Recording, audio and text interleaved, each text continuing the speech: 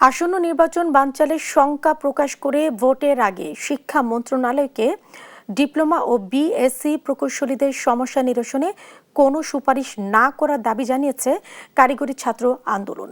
শনিবার দুপুরে প্রধান নির্বাচন কমিশনার বরাবর স্মারকলিপি জমা দিয়ে এ দাবি জানায় তারা।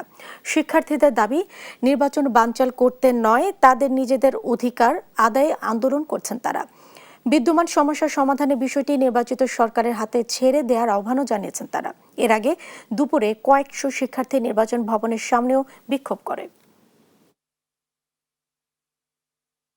স্মারকলিপি জমা দেওয়ার উদ্দেশ্যে এবং আমরা সফলভাবে তা জমা দিতে পেরেছি। কোনো সিদ্ধান্ত নিতে হয় কোনো বিষয়ে, সেটা অবশ্যই পরবর্তী নির্বাচিত সরকার নিবে এবং আমরা মনে করি এখন যদি কোনো সিদ্ধান্ত নেওয়া হয় সেই সিদ্ধান্ত অত্যন্ত অস্থিতিশীল পরিবেশ তৈরি করতে পারে দেশে এবং অরাজকতা তৈরি করতে পারে।